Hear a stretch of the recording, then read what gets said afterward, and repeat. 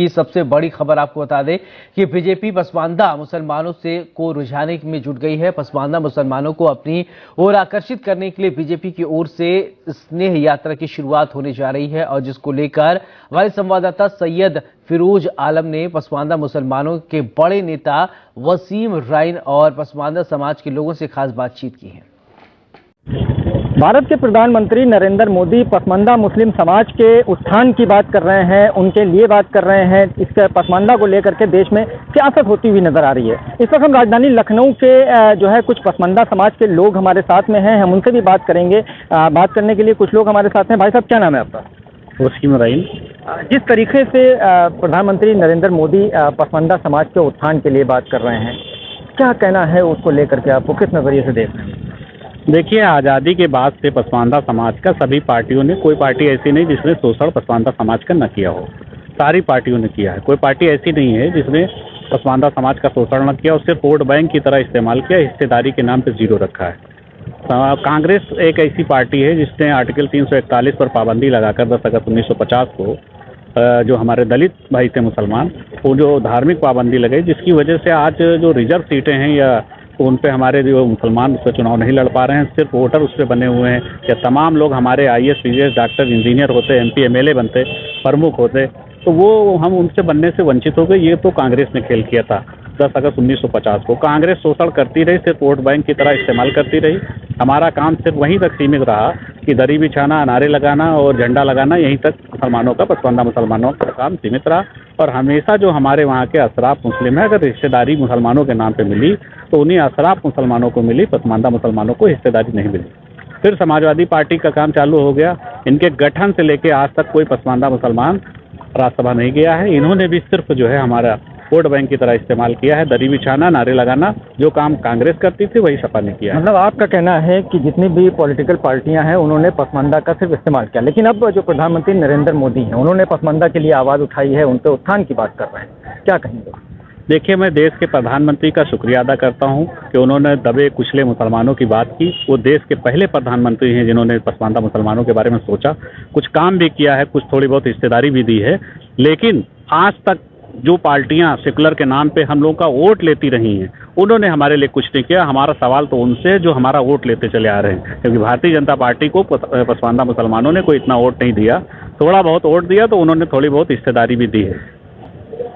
क्या वजह है कि 85% आबादी वाले भारत में कुल अब तक 400 सांसद दिए? क्या वजह इसको मानते हैं? देखिए, हमारे सांसद नहीं वही बात कह रहे हैं कि हमारा सिर्फ इस्तेमाल हुआ है वोट बैंक की तरह।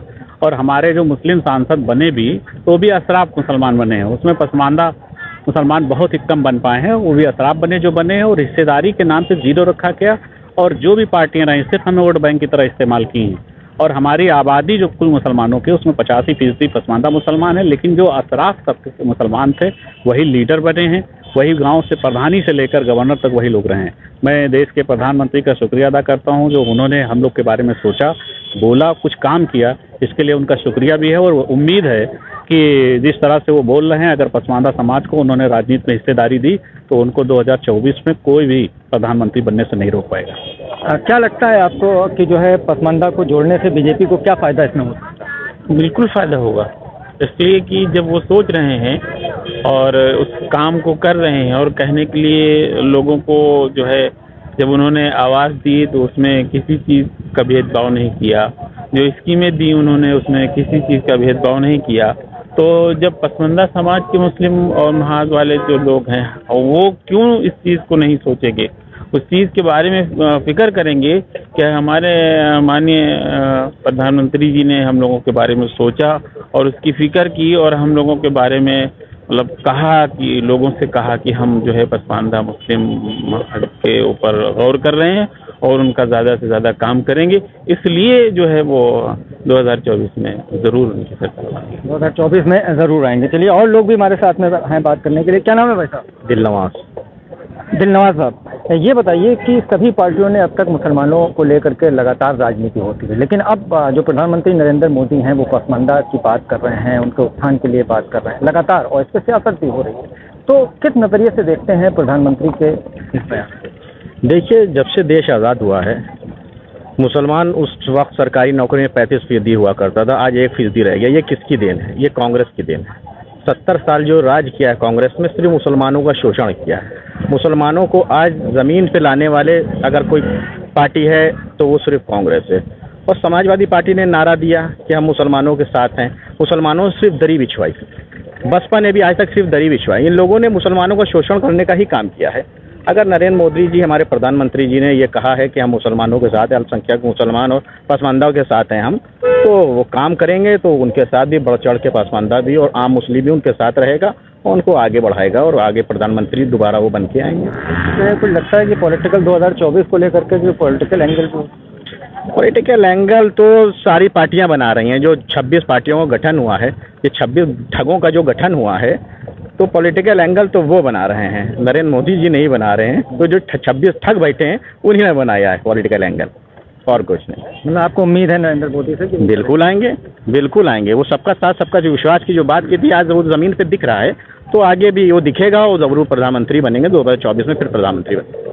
क्या नाम है आपका? मुशर्रफ अली।